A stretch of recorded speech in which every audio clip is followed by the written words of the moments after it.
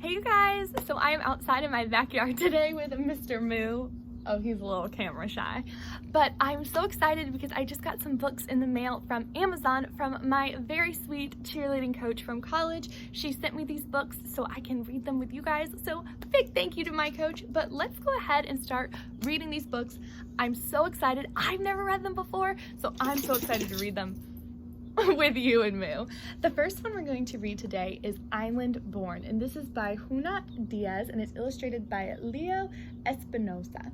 And this is the Pura Belprix Honor Book. So you know that the book is going to be super, super good if it's got one of these fancy medals on it. And each of them mean different things. It could mean it's got great writing in it. It could mean it has great characters, or maybe the author's super awesome, or the illustrator's really good. So you know it's going to be a special book if it's got one of these shiny things on it.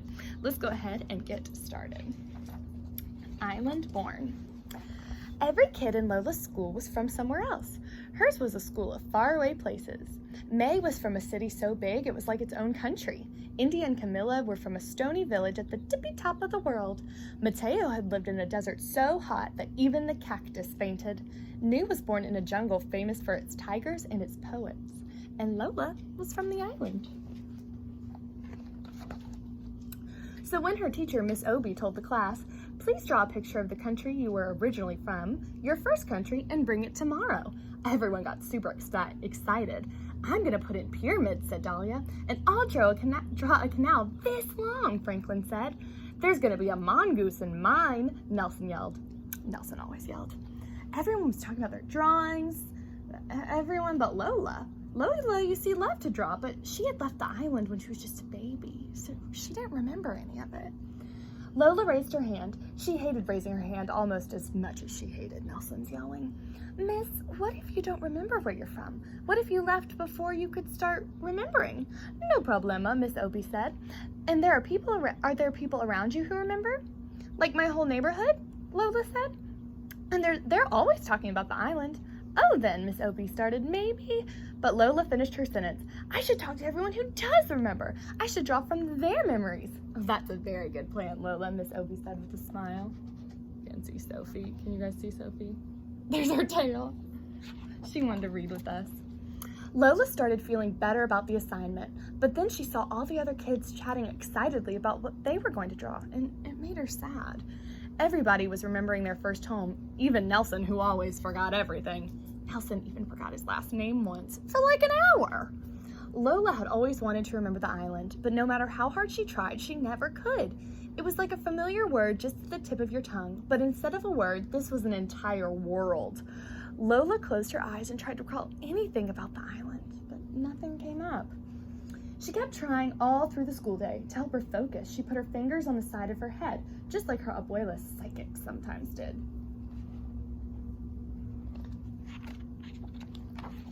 "Are you okay?" her husband Leticia asked as they walked home from school together. "I have to draw a picture of the island," Lola explained. "But I was just a baby when we left. Prima, you have to help me." "I don't remember a lot either, except for the bats. They were as big as blankets, and they used to chase after me at night." "Blanket bats?" Lola pulled out her notebook and began to sketch. So you can see in her pictures, she's drawing the bats with blankets as wings because her cousin said that the bats were as big as blankets. Interesting.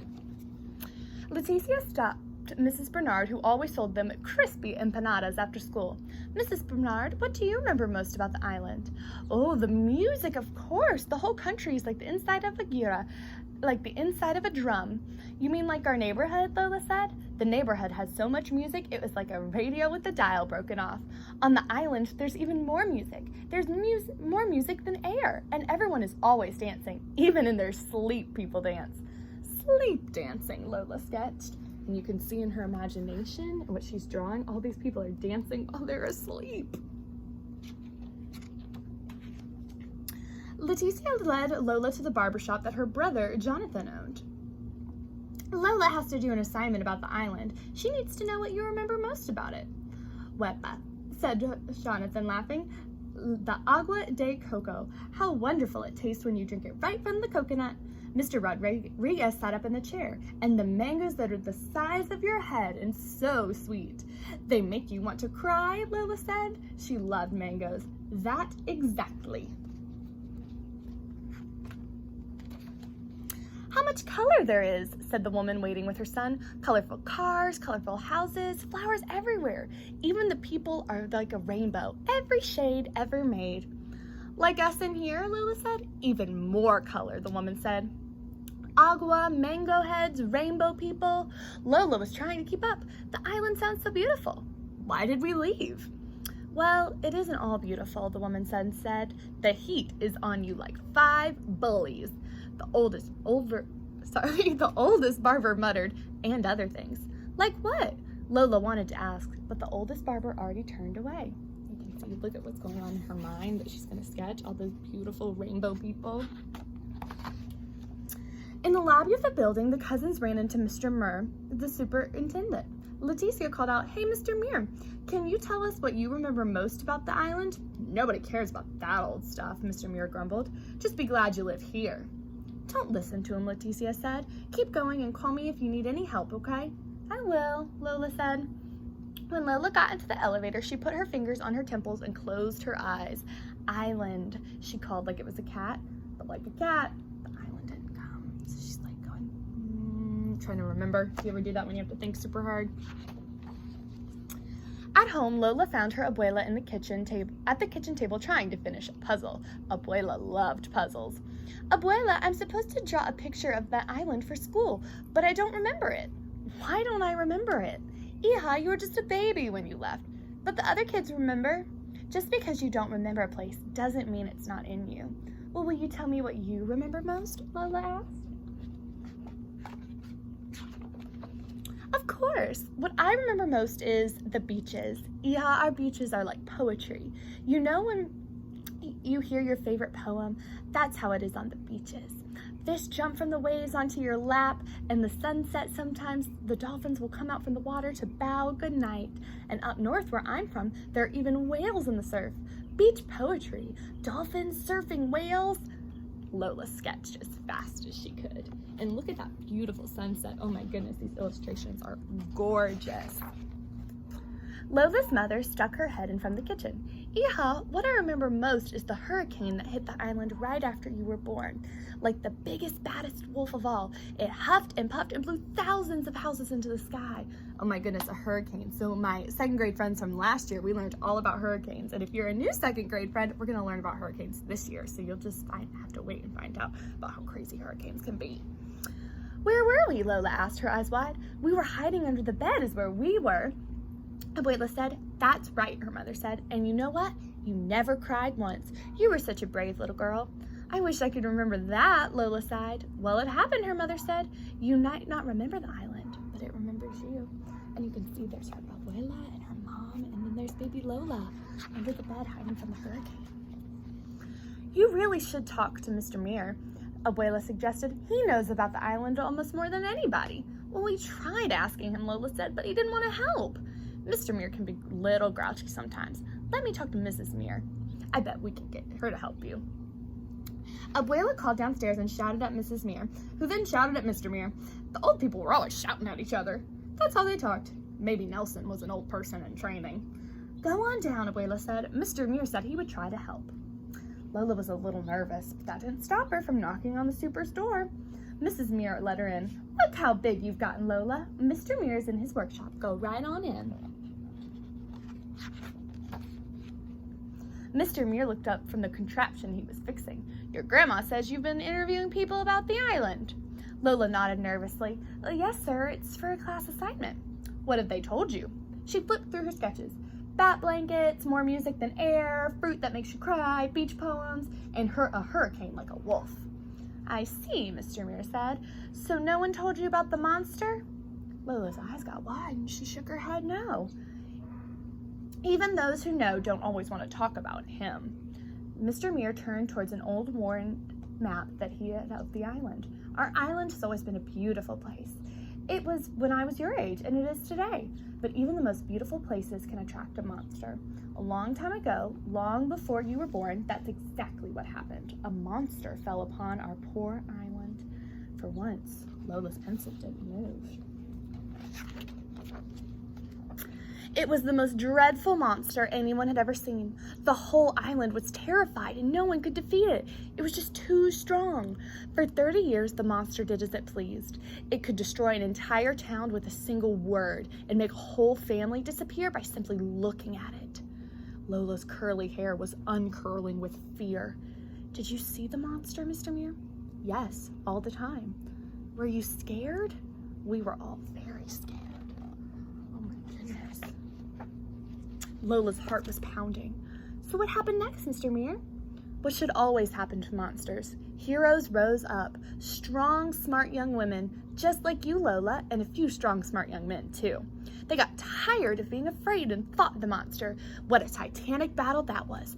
The whole island shook from their struggle. The monster tried all of its evil tricks, but in the end, the heroes found the monster's weakness and banished it forever.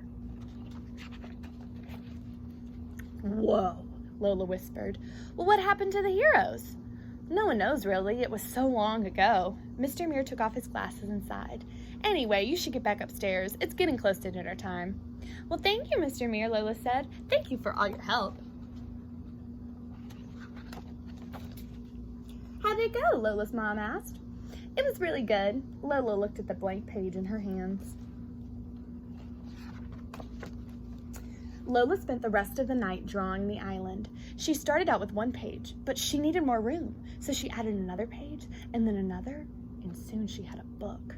She worked through dinner, and she worked in bed, and was just finishing the last touches on her cover when her Abuela came in to check on her. Abuela picked up the drawing of the final battle, and she got really still. Abuela, did you know about the monster? Of course, Hija. Why do you think so many of us are here in the north? Lola put her arms around her Abuela. You must have been so scared. Sometimes we were, Abuela whispered, but we were also brave. The next day it snowed. Lola put on her scarf and her boots and stuffed her assignment under her coat. Bendiasan, Mommy, Bendiasan, Abuela, Bendiasan, Hija, they both called. Good luck. Mr. Muir was pushing garbage cans against the curb. Thank you, Mr. Muir, slayer of monsters. He laughed. Good luck, Lola, daughter of heroes. Look, you can see one of her drawings of the blanket bat with a little snow hat on. It's adorable. In class, all the students were buzzing about their pictures. Nelson's mother had baked cupcakes for everyone, so it's like a little party. Miss Obie hung up the drawings on the wall. Now our classroom has windows, she said. Anytime you want to look at one another's first homes, all you have to do is look at our windows. Then Miss Obie reached Lola's desk. How'd it go, Lola? Were you able to remember anything? Well, I tried really, really hard, but nothing came to me and it made me feel bad. But then I realized that I don't have to feel bad. Even if I've never set foot on the island, it doesn't matter. The island is me. Nelson snorted. That's so corny. It is not. Nelson, be nice, Miss Obie said. She and the other students gathered around Lola's desk. Nelson made sure he got real close so he could see everything. Lola suddenly got nervous. Go ahead, Lola, show us. Okay, Lola said. Taking a deep breath, she opened her book. And out burst the island. And look at those beautiful drawings that she incorporated from the things that everyone in her neighborhood told her. And then it tells us a little bit about the author and the illustrator. So our author was born in the Dominican Republic, and our illustrator was born in Colombia. Very, very cool. So they were both born in other places. And then, let's see. Now one lives in Utah and one lives in New Jersey. So they both immigrated to the United States from other countries, just like Lola. What a cool text-to-world connection. I hope you guys enjoyed reading Islandborn. Make sure you check out my next video so you can see the other book that we're going to read together. And I love you all so much. Bye, everyone.